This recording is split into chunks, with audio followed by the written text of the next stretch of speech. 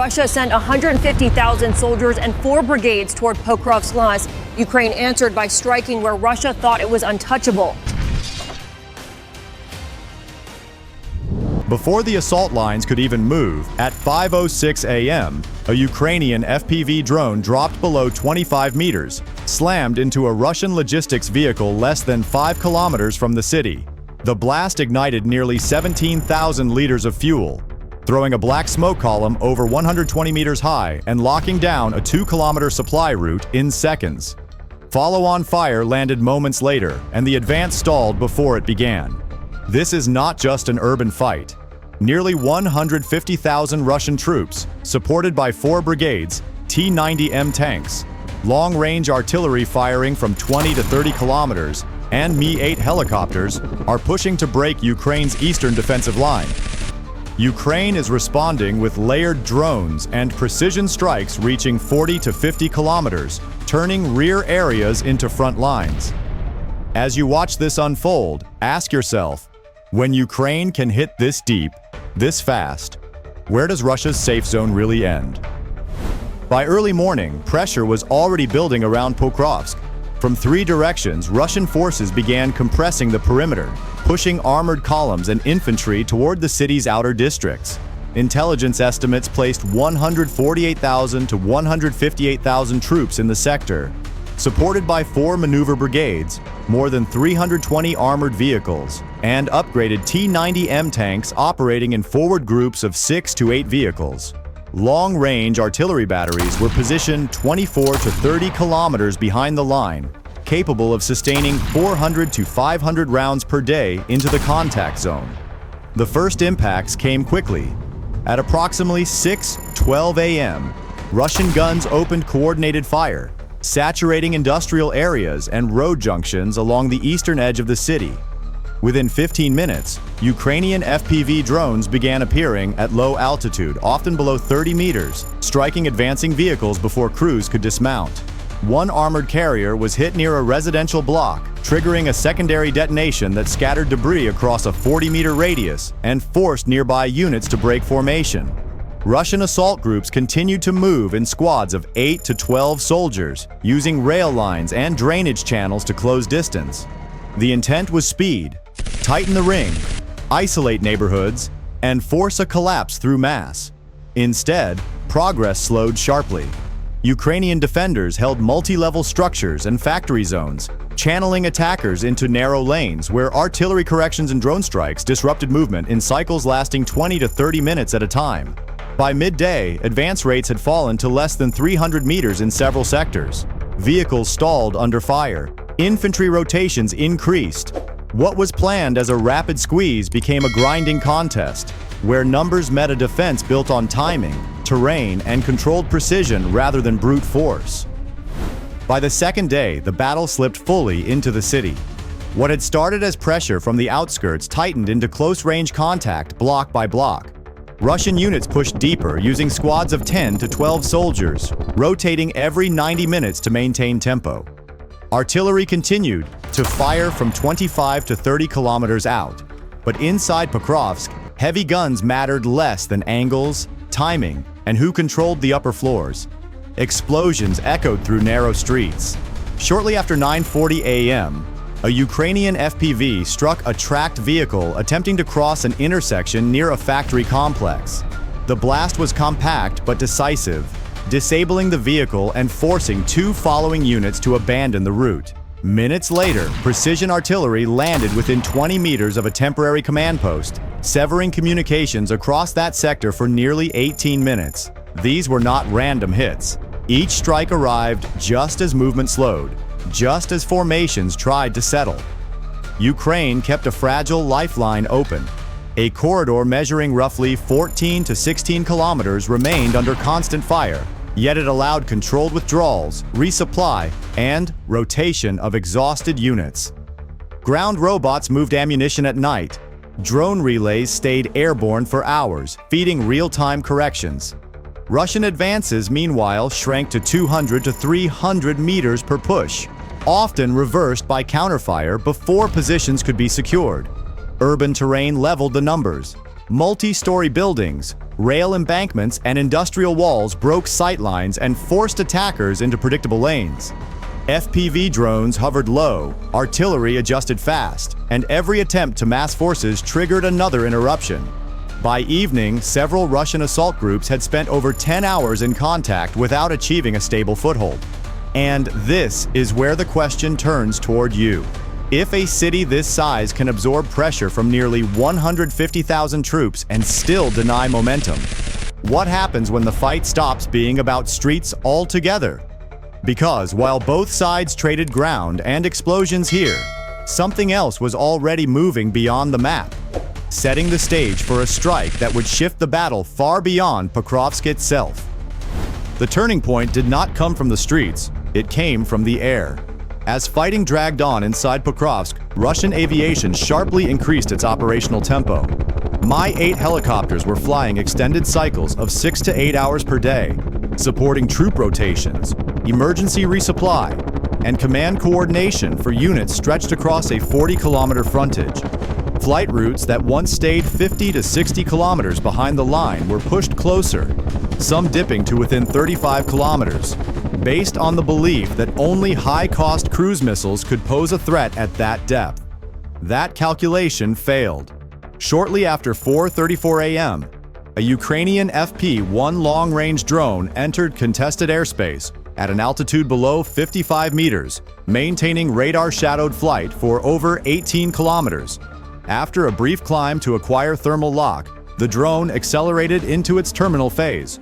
The Mi-8 was airborne, cruising at roughly 210 kilometers per hour, not hovering, not landing. The closing sequence lasted less than 11 seconds. The impact produced a sharp flash, followed by an immediate loss of stability. The aircraft never completed its return route. The operational shock was immediate.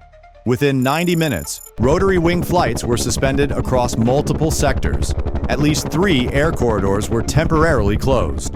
Russian commanders redeployed short-range air defense systems from forward areas, reducing coverage along the ground assault axis by an estimated 12 to 18%. Helicopter sortie rates dropped by nearly 40% over the next 24 hours. The strike was not isolated. Over the following 36 to 48 hours, additional FP-1 and FP-2 drones hit logistics nodes, radar sites, and fuel storage points located 45 to 75 kilometers from the contact line. Several depots handling daily flows of 200 to 300 tons of supplies were forced offline. Rail throughput slowed. Convoy spacing increased from 300 meters to over 800 meters, reducing delivery efficiency and extending resupply cycles by hours. Inside Pokrovsk, the effects were felt almost immediately. Artillery response times lengthened, aerial observation thinned, medical evacuation windows narrowed. Assault units reported delays of 30 to 50% in fuel and ammunition delivery. What had been a pressure-driven advance began to fragment, not from losses at the front, but from disruption deep behind it. The battle had changed form. It was no longer defined by troop density or fire volume, but by reach, timing, and system stress. The Mi-8 strike marked the moment when distance stopped providing safety, and the rear became just another exposed layer of the war. With air operations disrupted, the fight shifted again, this time to the supply arteries feeding the front. Russian command adjusted quickly, reducing direct pressure inside Pokrovsk and redirecting fire toward the routes that kept Ukrainian units alive. Rail lines, transfer yards, and fuel convoys became priority targets, not as isolated strikes, but as part of a coordinated effort to slow the entire system. The first blows landed beyond the city.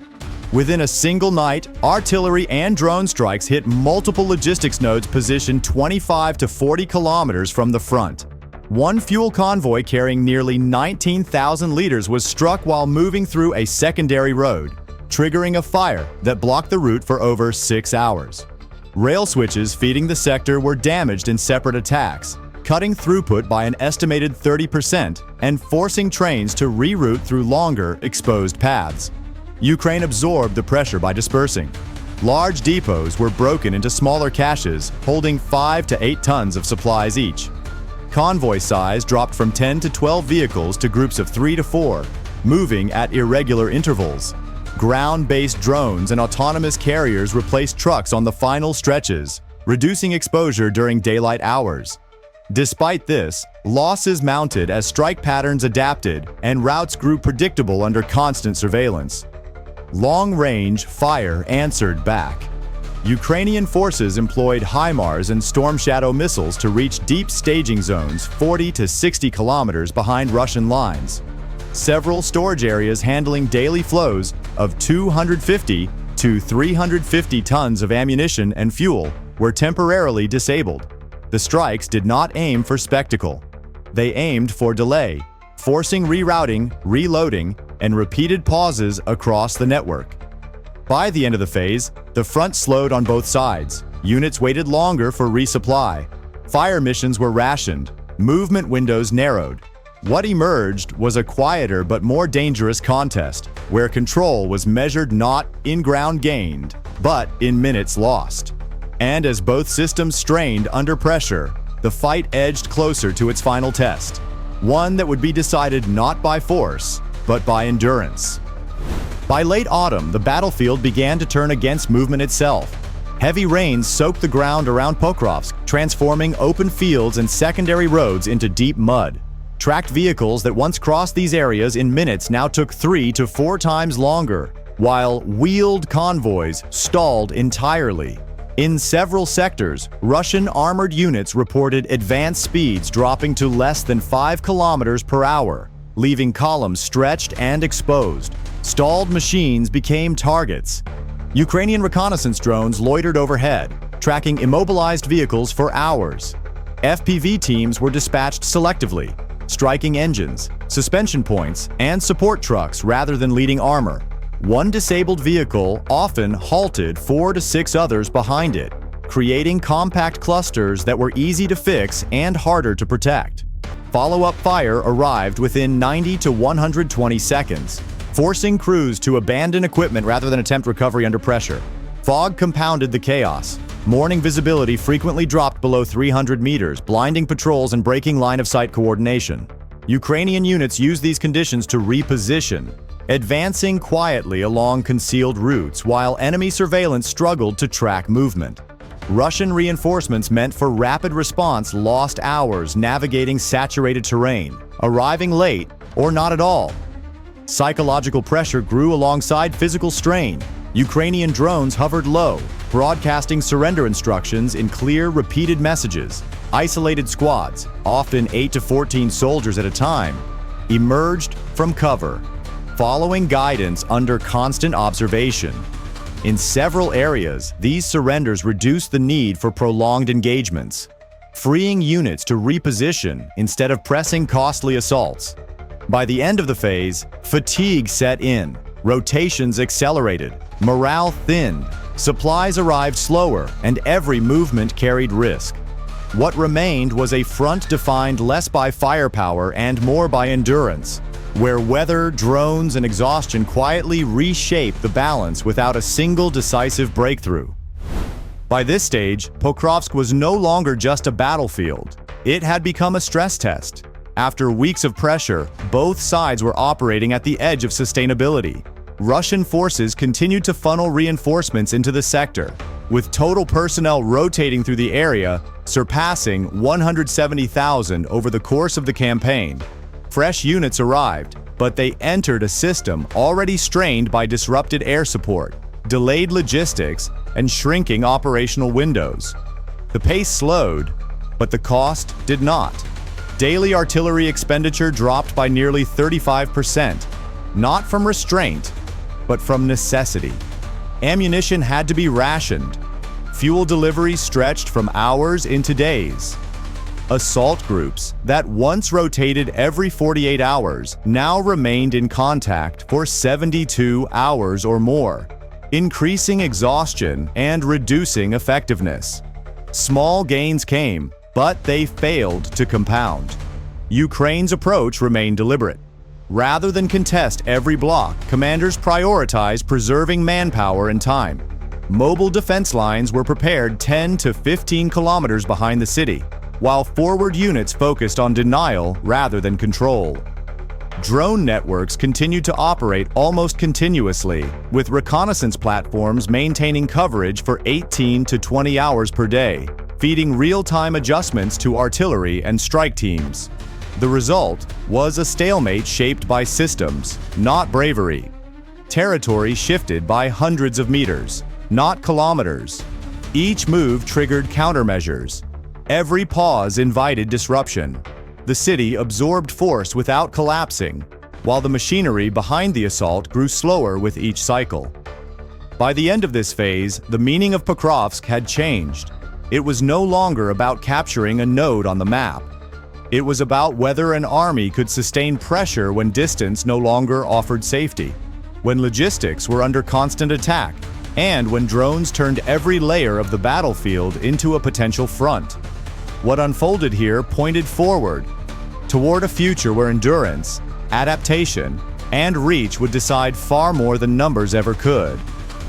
Pokrovsk was never just about taking a city. It became a measure of how modern wars are fought, where drones reach deep, supply lines decide momentum, and time matters more than territory. Despite massive pressure, no side achieved a clean breakthrough. Instead, the battle exposed a new reality. Control now depends on endurance, adaptation, and who can disrupt the system faster than it can recover. As this fight continues to evolve, the question remains open. Will Pokrovsk become a turning point that reshapes the Eastern Front, or another costly chapter in a long war of attrition? Share your thoughts below. And if you want to follow how this new style of warfare unfolds, make sure to like, subscribe, and stay with us for the next update.